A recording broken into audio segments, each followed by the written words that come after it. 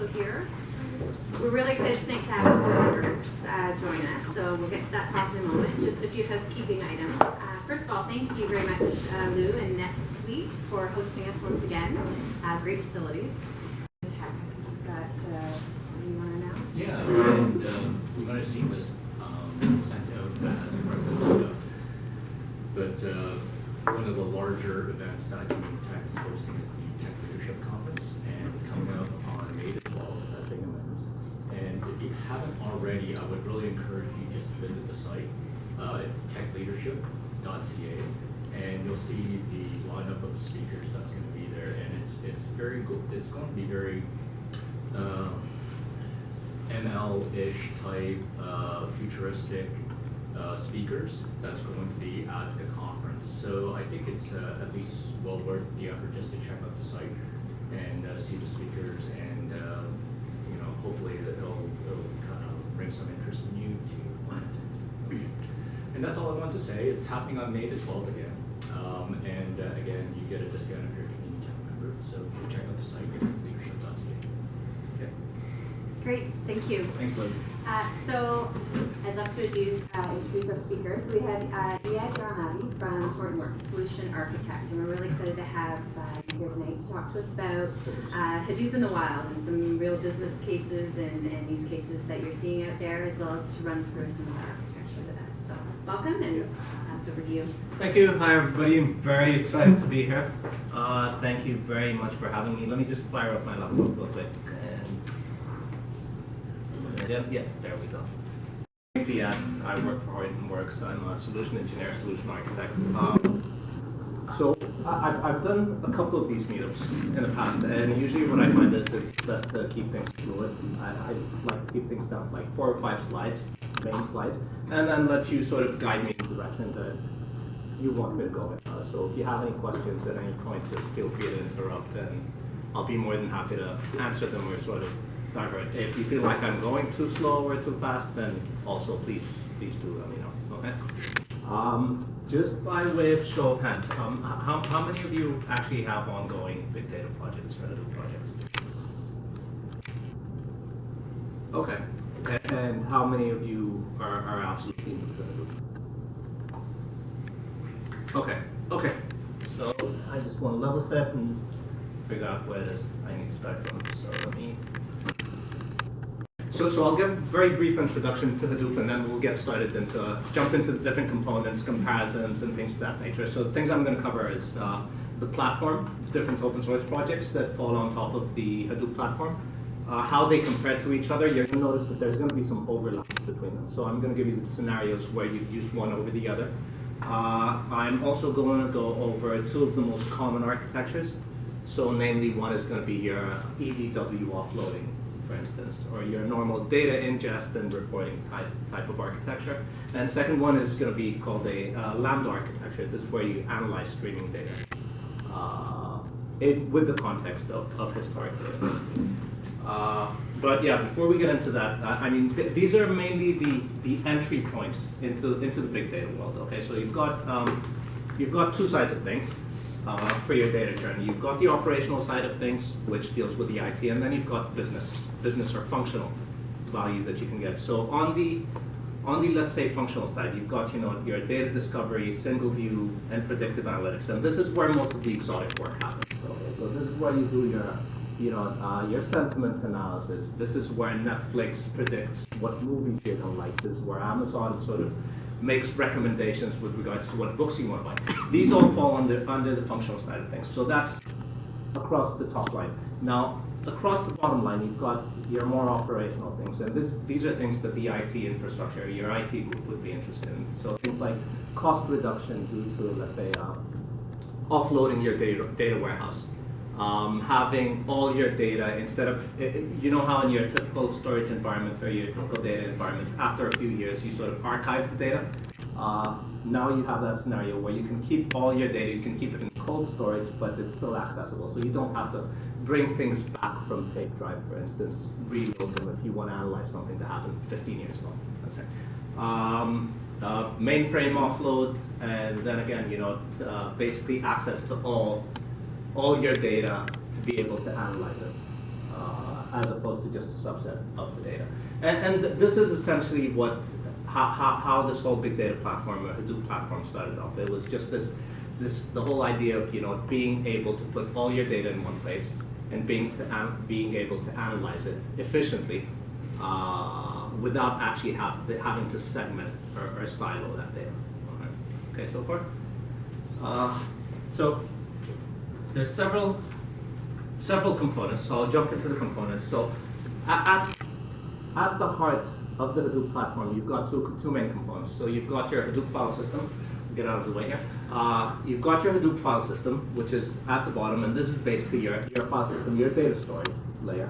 And this is the part where this scales linearly.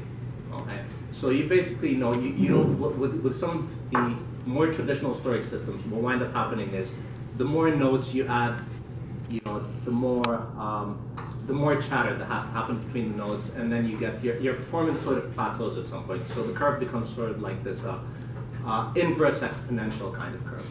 Okay, so it goes up like this and then starts to sort of level off, or the gains become less. So with HDFS, the scalability becomes linear. So if you add a node, you know exactly how much more storage you're getting. Okay. Now, on top of that, you have Yarn, and often referred to as the data operating system of the Hadoop platform. So the whole premise of HDFS is it allows you to sort of bring compute to the storage. So you store the data on multiple nodes. Now, when you want to do any kind of computation, you sort of send the process down to that node, to the data, and do the processing on that particular node, as opposed to your traditional database scenario where you load the data into your application, then do your analytics there.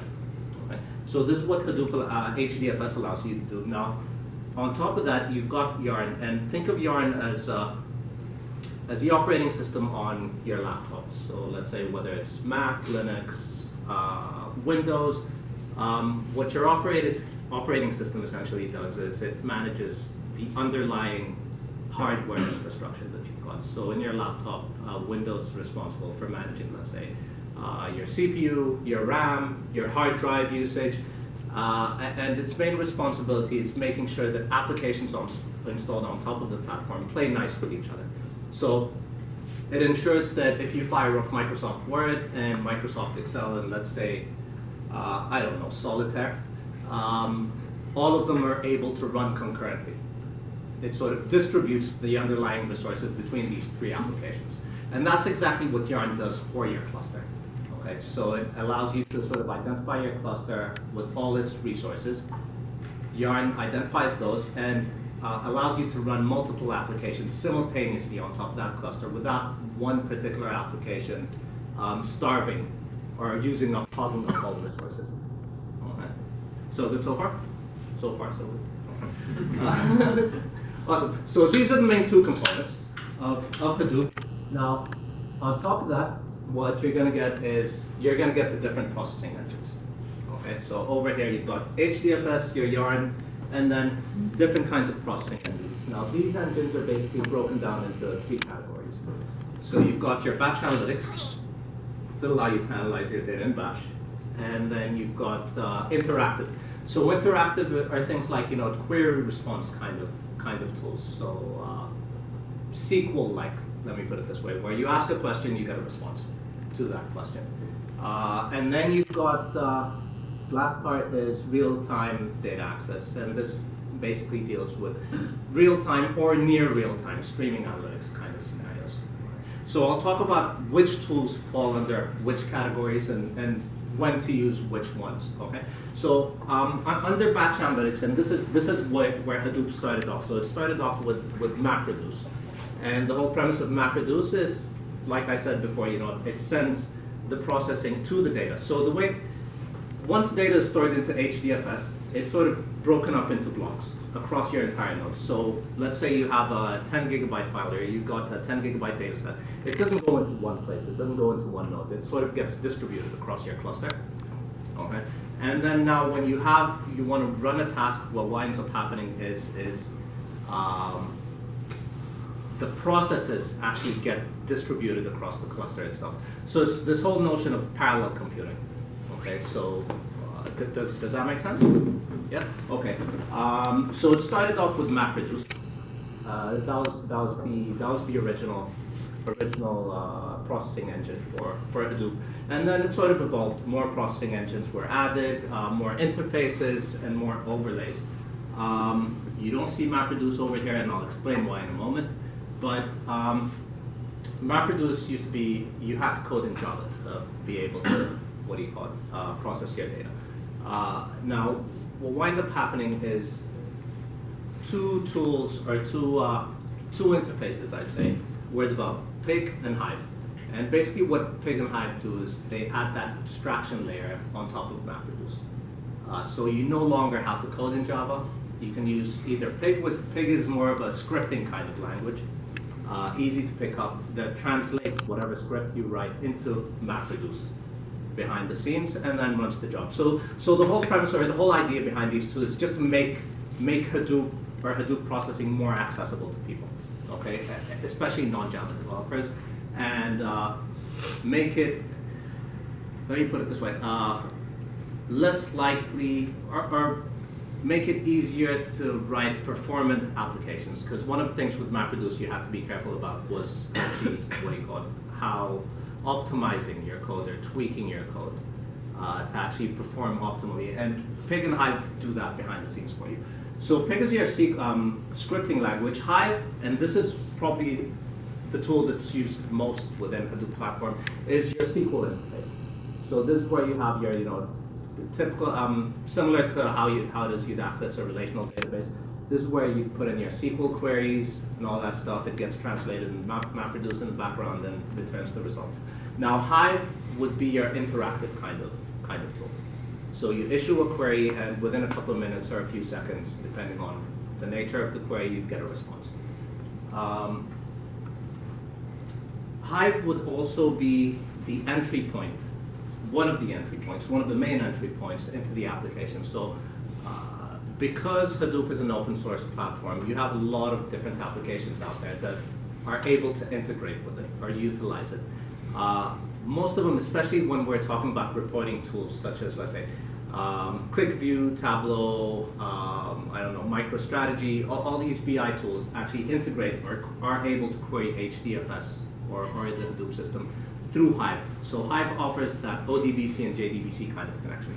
So to these applications, it sort of becomes seamless. They don't know what they're interacting with. All they know is, they've got this JDBC connection, they'll make the query, and they'll get the result back.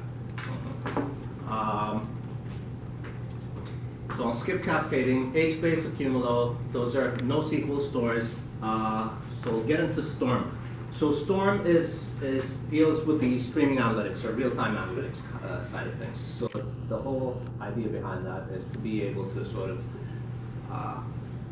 your typical scenario is you'd take the data, you'd save it in the Hadoop file system or wherever, and then you'd run your queries against that.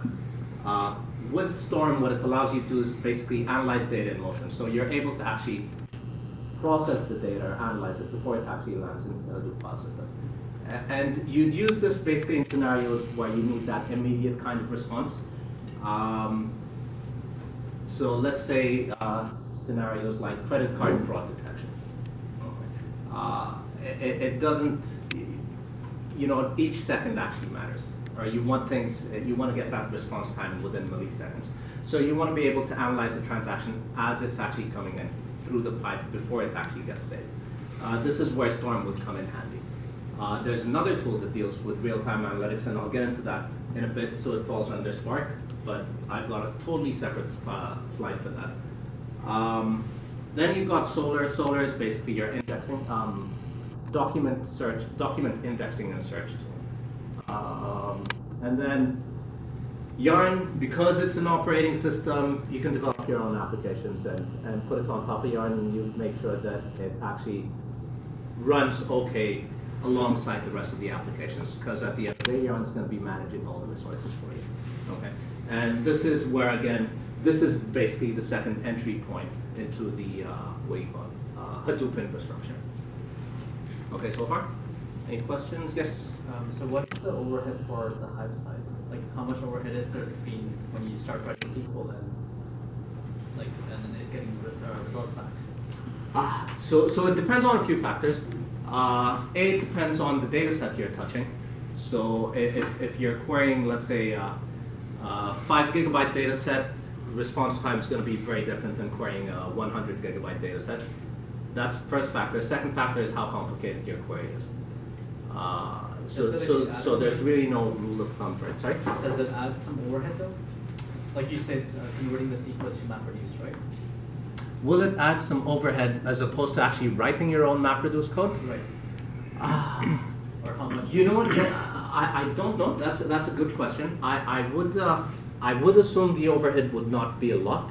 It's definitely not noticeable because sometimes with the Hive queries you can get it down to a few seconds. But the question becomes, are you confident enough to write optimized MapReduce code or not? Okay. And this is basically, I think this is the main thing that Hive sort of bulletproofs. So does all these optimizations behind the scenes on your behalf. But yeah, I mean, if you want to compare Hive and MapReduce, and let's say you've got fully optimized MapReduce code, that's definitely going to be faster than Hive.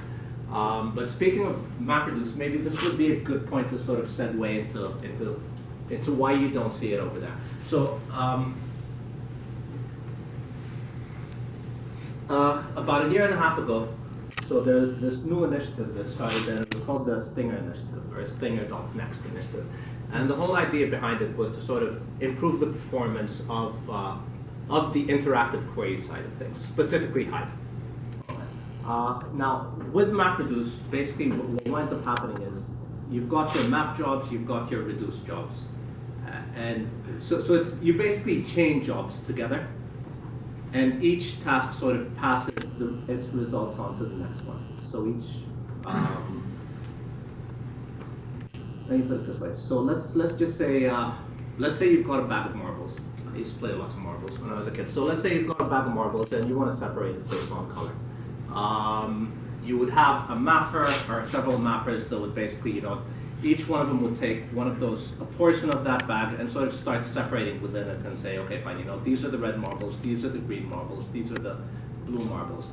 And then it would pass, once it does that mini bucketing kind of thing, it would pass the results, each mapper would pass the results onto a reducer, which would basically say, okay, fine, I've got red marbles from here, red from here, red from here. How many red marbles do I have altogether? Another reducer would pick the green marbles, put them together and count those. So basically you have, your task is broken down into two chunks. One is, separate the marbles in different colors. The second one is collect the different marbles of the same color from different mappers. And you can have, you can chain several tasks like this behind each other. Now, with MapReduce, what wound up happening was when the mapper finishes its job, it writes it to disk. When the reducer, which is the next step, wants to pick up that job, it picks it from the disk. Okay. So between each mapper and reducer, you have this disk I/O. Twice actually, once writing and once reading, and this slowed things down significantly. Okay. So one of the things that was introduced was an engine called Tez, and what Tez allows you to do, it works the same way MapReduce does, only instead of writing to disk, results are written to memory. Or actually, we can say results are piped into the following task. Okay, and because of that, significantly improved the performance of things. And that's why you don't see it in the previous slide, because now Tez has sort of become the at least with the Hortonworks platform, it's sort of the default processing engine that's being used. MapReduce is still there. There's definitely a place for MapReduce. It's not going to go away. But yeah, for most cases, Tez will perform better and would be the tool of choice or processing engine of choice. So the first one was Tez. The second thing was the file format that the files were being saved with into HDFS. So you used to have things like Parquet, Avro. We have the ORC file format, and basically what this adds is this notion of indexing within the file, indexing and block creation. So now basically, instead of once you have a task, instead of actually scanning the entire file for the data that it's looking for, it can look at the index and jump directly to where that particular data set resides, or which block that data set resides in. Okay, so it speeds things up a bit. And then, some optimizations that are happening in the background. So this is the Stinger initiative. It's still not quite complete. So TES, ORC, and CBO are done. There's still more things to sort of try and bring the response times to that sub-second response. Yeah. The MapReduce has like the magical shuffle and sort. So with TES, is it writing to the memory of the eventual producer, or is it writing to the memory of the local machine? And if so, how does it still have a shuffle and sort? So it still does have that shuffle and sort. That's actually a good question. I think it's just writing directly into what's it called, the memory of the reducer. But I will have to find. I'll have to clarify that, because the way we put it is we're not actually writing to memory. We're piping directly into the next task. Okay. Okay. So what winds up happening is, which begs the question, is that there are going to be some tasks that are going to have to wait until, let's say, everything else finishes, and that's definitely the case. Okay. Yeah. How close it comes to the Spark performance? Okay. So it really all depends. So if we have time, I can show you another slide that's got, or another presentation altogether that's got sort of a comparison. But if we're talking about, because they're both in memory, Spark SQL versus, let's say, Hive on TES, it really all depends on the query. It really depends on the query. So you're going to have instances where Hive on TES is going to perform better, and you're going to have instances where Spark SQL is going to perform better. But all in all, I'd say the differences between them are not that big. However, the use cases where you use Hive on TES versus Spark SQL are totally different. Okay? And that's what's going. So I mean, performance is not going to be the criteria that's going to determine which one you use. It's mainly going to be who it is that's going to be using the tool and what they're going to be using it for. And I'll explain what I mean by that. Go ahead. Yes. No, please. My question was if you could elaborate on those use cases. Oh, okay. Yes, absolutely. So before I do that, so let me just jump straight into Spark. Give a very quick overview. Most of you I know are already familiar with it. So Spark was built. So before TES came along, there was this need to sort of have this tool that's able to do that. A, perform faster. B, perform iterative kind of analysis or iterative kind of processing. So specifically things that have to do with machine learning. And this is where Spark comes in. So this is a platform or an engine that was built from the ground up for data scientists. Okay? And within that, you've got several libraries. So you've got graphics for your graph analytics. So you've got all the algorithms built in there. MLlib, which is basically a library that has some of the most commonly used machine learning algorithms. So you've got things like your regression, your clustering, recommendation algorithm, and so on and so forth. And then you've got Spark SQL, which is basically your SQL interface to the underlying HDFS or whatever storage you've got underlying Spark. And it provides APIs to be able to write your own code in Scala, Java, Python, R. So these are the main four. I think R, if I'm not mistaken, is still in tech preview. Okay. But yeah, so basically anything or any tool that a data scientist might require. And you'll notice, I mean, we have it here. There's this whole notion of data frames, which is very similar to what's called data frames that you have. If you're familiar with R, we've got data frames in R. So it basically takes the same kind of syntax. If you're actually writing Python or Java for that matter. So Spark Streaming, much like Storm, deals with streaming analytics kind of thing. So it's analyzing data as it's coming in. Now, so where's the difference between Storm and Spark Streaming? So what Spark Streaming does is Storm operates on each event as it comes in. Okay, so it takes each transaction atomically. So let's take credit cards. Okay, a credit card transaction. It takes that particular credit card transaction, runs the rules against it, and then spits out the result before it saves to it. What Spark does, it's sort of somewhere between what Storm does and between batch processing.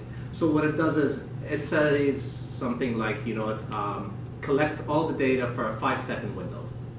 And let's say it collects 1,500 events. Let's say 500 events within that window. It does its analysis against those 500 events in batch. So it does what's called a micro batching kind of thing. Okay, so Storm operates at an atomic level. You've got your batch processing, and then you've got Spark in the middle. And how long that window is, or how many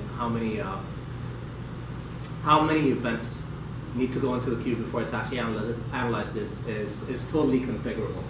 But what Spark will give you, it'll give you that you're able to do that. You can say things like, have the window at 1 second. So it'll give you that near real-time kind of response time if you're looking for that, or 5 seconds, for instance. Now, why would you use Spark versus Storm? Now that you know the differences, Storm will give you millisecond response time. Okay, so if you want that immediate response time against a single transaction, Storm will give you that. Spark will probably take a second or more. But what it will give you is it'll give you higher throughput. So Spark is actually able to process a lot more events per second, or Spark streaming a lot more events per second than Storm would. In most cases, there's very few scenarios I've come across where Storm was actually needed. Actually, the only 2 scenarios I've come across were fraud detection and algorithmic trading. Those were pretty much it. I've used Storm in other projects, but that was before Spark Streaming came along. Now, Storm is more mature than Spark Streaming. It's been around for a while now. Spark Streaming is still new. It's still teething, but it's definitely being used out there. But yeah, I do see this being used more and more so than Storm. Another place where Storm is used, or Spark Streaming, both of them interchangeably, so it doesn't necessarily have to do with analysis, but it can be used for the as your sort of data ingestion kind of tool, or ETL kind of tool. ETL. So let's say you're pulling in data from whatever source you've got, and you want to do some data cleanup before you actually save it to the Hadoop file system. You can use Spark, or you can use Storm for doing that. And we've seen that, especially with Storm, quite a bit. So when you mentioned Spark Streaming works on a window of events, so is it a moving window, or if it's just one window, next window, or it's configurable? No, so it's one window, next window, next window. Okay. So this is it takes this window, runs whatever it processes everything it receives within this window, does that. Now, what you're asking for is the analysis side of things. So for the analytics side of things, you do have that sliding window notion, if you want to do analysis against the sliding window. But in terms of micro batching, it's in change. Sorry, could you so you can still do sliding windows with Spark Streaming? Yeah. So you can't do sliding windows, but so look at it this way. The micro batching is separate from the actual analysis that happens. Okay. So the sliding window is going to be part of the analysis.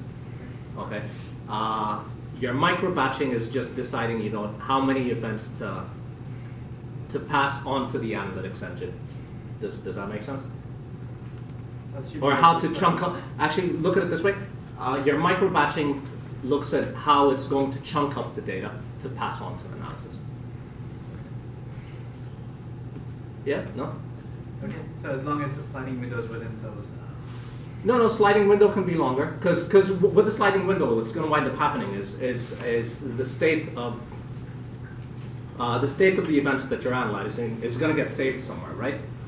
And it's going to it's going to have a live-to time, for instance. Let's say. So let's say your sliding window is 5 minutes, okay, and you're doing your micro batching. You're analyzing. Give me some. Votes. Exactly. There you go. So you're analyzing votes. You're analyzing votes against a sliding window of, let's say, 5 minutes, and you've set up your micro batching to run every 5 seconds. What's going to wind up happening is every 5 seconds, it's going to collect data. It's going to process that data. Part of it is going to go to that analytics query that's doing that sliding window, and it's going to take, it's going to save the state. It's going to say, okay, fine, 5 votes went to Trump. Yeah. Oh, you'll laugh a lot towards the end of this presentation. I'll show you something. It was like, yeah, 5 votes went to Trump. I don't know, 6 went to Hillary, and then as the window moves along, it sort of adds to those and evicts more of those. Okay. So what was your question? Mine was to go the use cases where you see, I think you were talking about Storm versus Spark streaming. Oh, okay. So I think you covered, you said a couple for, it was fraud, I think, where you can see Storm useful. Yeah. Storm, fraud and algorithmic trading, and then data ingestion. Data ingestion you can use either or, but yeah, like I said, really all depends. One of the good things about Spark is, I mean, your Spark core does your batch analytics, so it runs in batch. So basically, Spark streaming and your Spark core, they use the same code. So whatever code you write for your batch analytics is going to be the exact same code that you port over to your Spark streaming. So this is one of the benefits of using that. So if you're already using Spark for your batch analytics, then might as well use Spark streaming, because you can just reuse what you've already got there.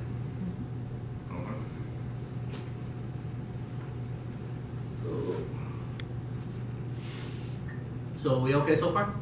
Yes. So at Hortonworks, you guys are using Spark specifically to connect to the Hadoop file system. Yeah. Have you tried out other data sources? Because Spark isn't restricted only to. Yep. So yeah, if you want to connect to other data sources, so if you want to connect to normal files, if you want to connect to, let's say, something like Cassandra, you can do that.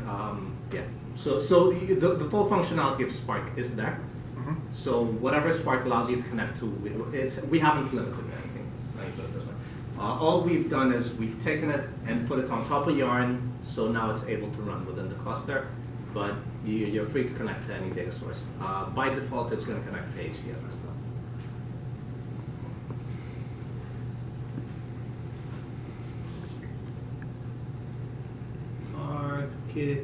Okay, so architectures.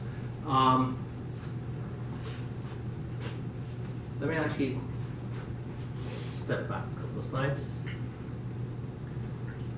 Go over here. Okay, so we've spoken about the engines. Real quickly, I just have to say this. So deployment models, so you can deploy on Windows, on Linux. Linux is preferable because there are some features that aren't supported on Windows. But yeah, you have both options, and then you can deploy on-premise or in the cloud. And if you're doing on cloud, there's tools over there that'll help with that. So it'll help with situations like if you're deploying on, let's say, Microsoft Azure, OpenStack, or let's say AWS. There's tools that allow you to do dynamic scaling. So there's something called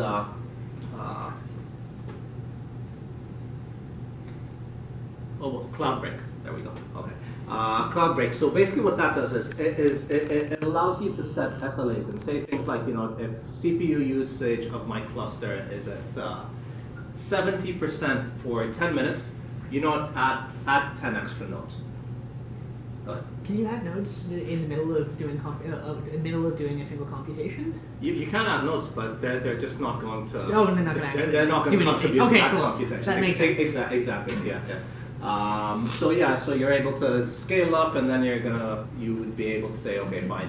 Once CPU usage goes down to 50%, remove those 10 nodes, and then you've got all the things you sort of need to land data into Hadoop, manage data in Hadoop, and sort of secure the data. So we have a lot of interest in this area. A lot of organizations ask about security. So it is quite secure. So you've got your authentication, which allows you to sort of decide who has access, and you can integrate with your LDAP and Active Directory. And then you've got authorization, who can do what, who can see what, and who has access to what, basically. Encryption, and finally you've got your perimeter security, so your firewall. Ambari is a tool I really like. So What Ambari does installing Hadoop manually is quite an involved task. So what Ambari does is think of it. It's not only is it your dashboard, but it allows you to install and manage your entire cluster from one interface. So basically, if you want to install Hadoop, what you do is you install Ambari on one node, and you tell it, these are the machines I have, these are the IPs for those machines, and these are the components I'd like to install. So, and it will go off and do the installation for you. Now, having said that, you don't have to install everything over here, so you sort of pick and choose what you want. And then you've got your data ingestion. So you've got Sql, the main ones. So let's say Scoop and Flume. Flume is more for your log ingestion or file ingestion kind of thing. Scoop allows you to sort of interface with your database. So you're able to pull data from your relational database and write data to your relational database. These are the main two that I've seen. Kafka's your low latency message broker, and that works with Storm, and streaming works with a lot of components actually. But there's one over here that's missing, and it's called Apache Nifi. And what Apache Nifi is, no, I don't need this. What Apache Nifi is it's a, I avoid calling it the data ingestion tool because it's a little bit more than that. So what Nifi does is, and I'll give you a demo of Nifi in a bit, or at least very briefly show it to you. It allows you to ingest data from different sources. So you can have, your streaming, one tool for your streaming data, your SQL data, your file system, let's say another HDFS, other databases, NoSQL databases, MongoDB, etc. We've got about 130 processors. And Nifi is basically the brainchild of the NSA. So they were using it to sort of pull all the data from all different sources to sort of, do what they need to do. Exactly. So it is quite a mature product. They've had it for about 8 years, released it to open source about, I think, a year ago. And if you're familiar with the whole Apache Foundation, usually projects stay in incubation for a long time before they sort of prove their stability. This one actually stayed 6 months. This is how mature it is. 6 months, and then it went to GA. So it allows you to connect different sources, but I say it's more than a data ingestion thing because you can write from different sources, land from different sources, and it has nothing to do with Hadoop. So we position it to write to Hadoop, but you can write read from database to database, file system to file system, database. It doesn't have to be, HDFS does not have to be any one of the endpoints. But what's nice about it, and you'll see in a bit, is where an ETL tool or an ESB is sort of concerned with just moving data from point A to point B, Nifi takes a look at your data flow. It actually takes a look at how the data is moving from the time you actually pick it up until the time you actually land it. And it allows you to do simple event kind of processing. So you can do your simple cleanups, you can do your simple calculations against it, you can merge a little bit of data. It's not an ETL tool, it's a data flow tool. This is what we like to call it actually. And this will probably become more apparent as I jump into the UI. So there's how much time do we No, have? you're good. You've got 20 minutes till scheduled 10, and then the lights go off. True. Okay. The windows this time, so. 20 minutes. Okay, so there's two options. Okay, I can show you the two. Actually, I'll do these real quick and then I'll jump into the demo because I really want to do that.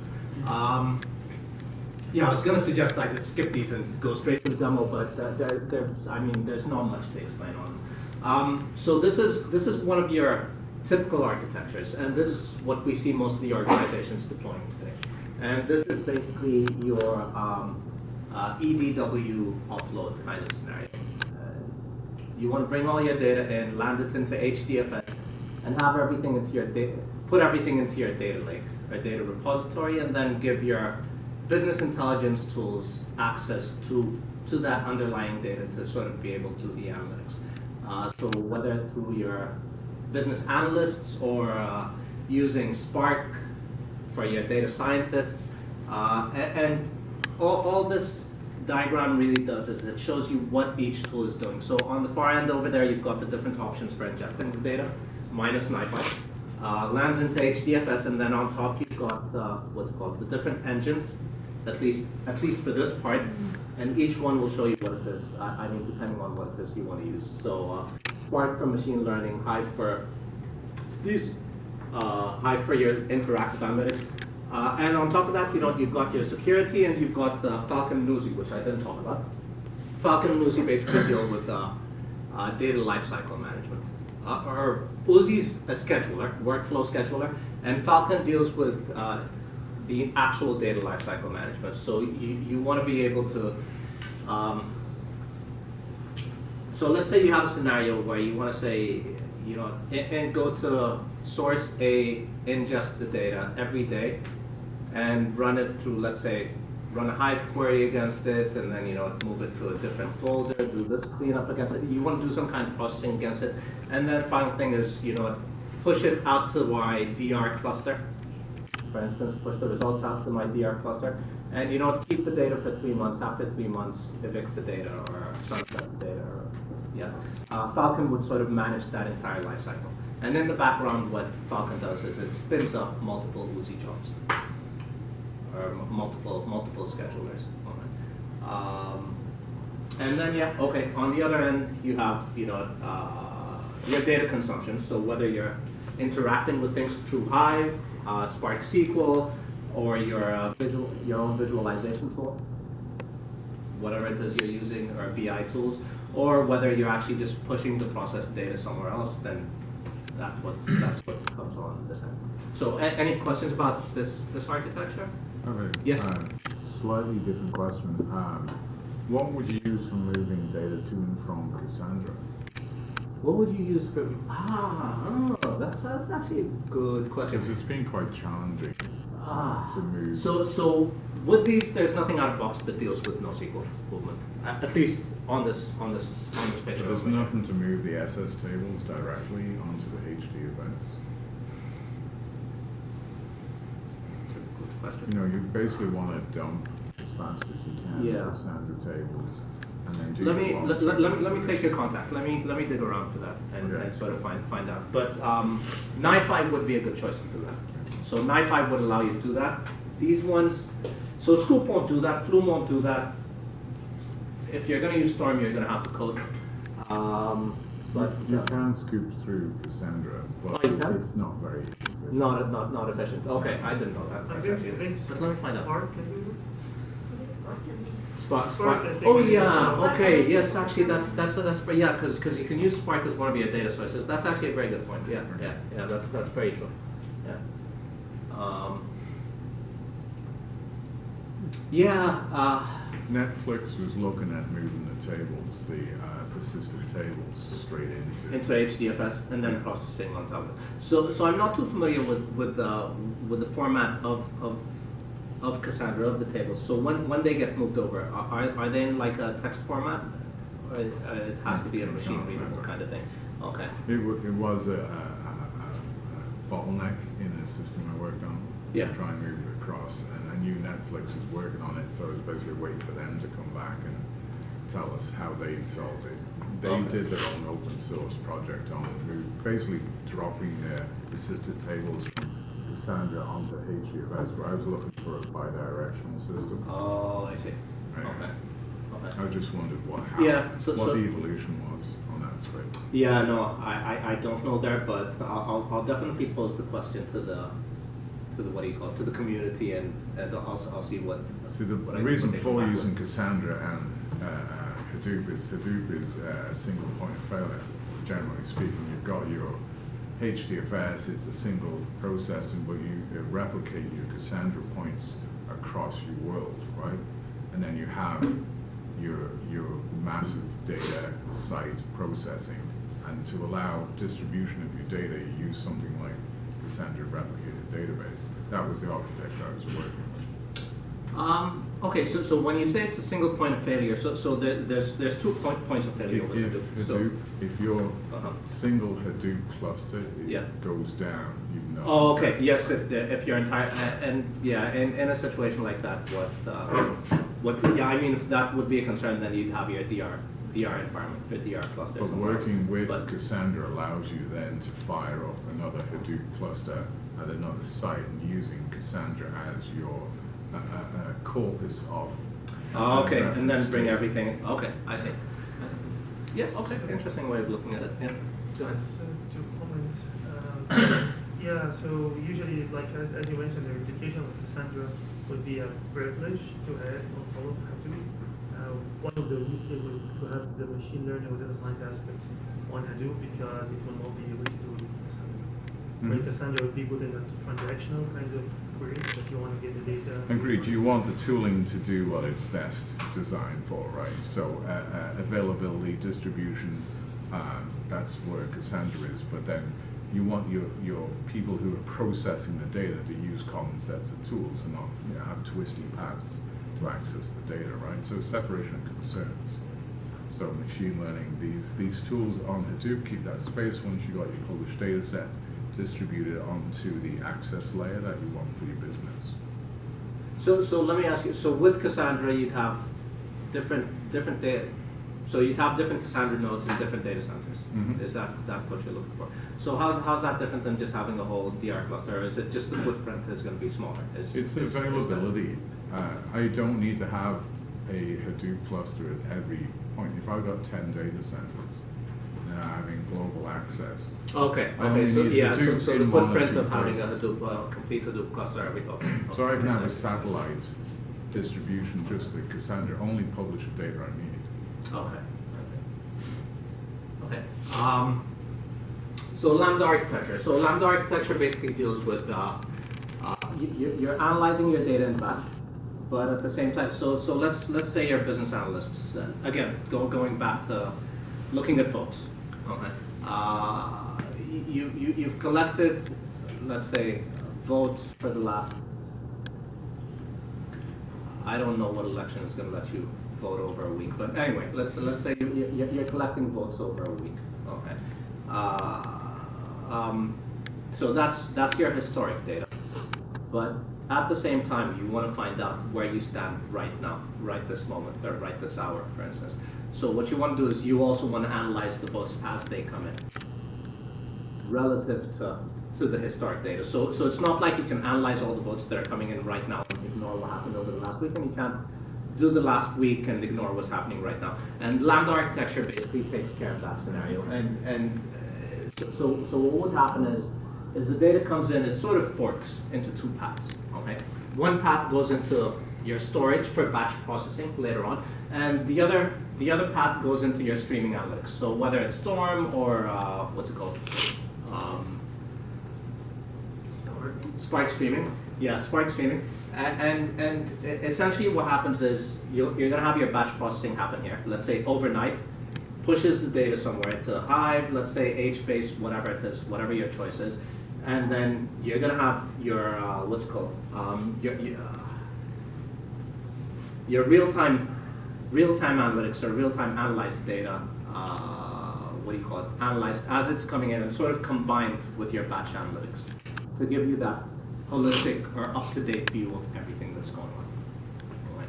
Now, this is a simplistic view of what a Lambda architecture might look like. I've seen variations of it. So far I haven't seen any project that's implemented a 100% Lambda architecture. So one of the projects I was working on was for a telco, and what they were doing is it was for the marketing group. And what they wanted to do is, it was for the purposes of, they want to reduce the churn, they want to improve their customer satisfaction. So we had about 50 rules in place, or 50 scenarios in place. One of these scenarios was things like if you experience, let's say if a customer experiences 5 dropped calls within a span of a week, assume that the customer is upset. Don't wait for the customer to call and complain, but send them a text message saying, we apologize, we understand, we noticed you're facing some difficulties with our network, and as an apology, or as the token of appreciation for your, continued loyalty, here's, let's say, $5 worth of long distance calling. Perfect. Okay. So what we had in that scenario is all the calls, or all the call data records as they were happening, were being analyzed using Storm. Okay, so being ingested. They were analyzed using Storm to sort of find out if the call was completed or if the call was dropped. And we had a sliding window of a week. And for the batch side of things, what was happening is the information for the call was being stored into HDFS. And every 24 hours, we had this an actual algorithm that takes a look at all the calls, including the historic calls for each individual customer, and sort of buckets the customer into, or puts the customer into different segments depending on their kind of usage. So we have the heavy data user customers that use long distance a lot, customers that use text messages a lot, and so on and so forth. So we put them into segments, basically your marketing kind of segments. Now how these two tied into each other, so now once the, let's say we've hit that criteria, 5 dropped calls happened within a week, that was determined over here. Now the next step would be to send a text message as well as send that apology promotion. Now that promotion was being sent based on the customer profile that was generated over here. So I mean, for me as a customer, if I don't make any international calls or long distance calls, it really doesn't mean much to me if you send me $5 worth of international calls. It's useless to me. But if I'm a heavy data user and you send me, let's say, 100 megabytes of free data, that means a lot to me. And that was the whole premise. So once we send out the text message, it actually goes and it picks up, finds out the customer's profile, and sends the offer based on what the customer actually uses, or what the customer actually does. That's probably as close as I've come to the Lambda architecture. But yeah, it's definitely not set in stone. There's like, you can, yeah, like anything else, you can sort of tweak it as you like. Any questions there? Yeah, we're good for it. So I think, I mean, that's all the slides I have to show, but I really do want to show you the demo. So just to. Does this data tool, Nifi, is that part of Hadoop distribution, the Horton distribution, or do you get that source? No, so it's separate. So we do have it at Horton. Okay. And within Horton, it's called HDF. But it's, yeah, Hortonworks data flow. Okay. It's, what's it called? Yeah, but it doesn't come as part of the HDP platform. Okay. It's a separate product. The security of these tools don't have any backdoors. Are there any? You know, the reputation of certain organizations put backdoor or deemed to put backdoors into the software there. So if you look at the lineage of some tools and the fact they've been rushed out to the market would, I think, be prudent to examine, you know, where this argument's going. Yeah, I totally understand what you're saying. But yeah, I mean, it is 100% open, and so far, I don't think anybody's come up and said, hey, you know, I found something that looks good. Okay. So there's definitely no closed components with it. Trust but verify. Right? Yeah. Okay.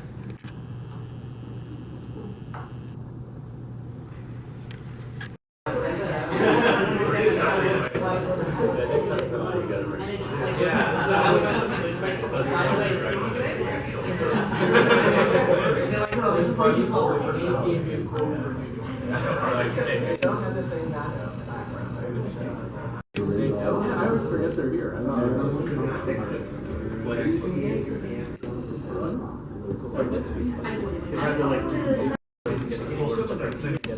PG14 are rated 74 job count as well.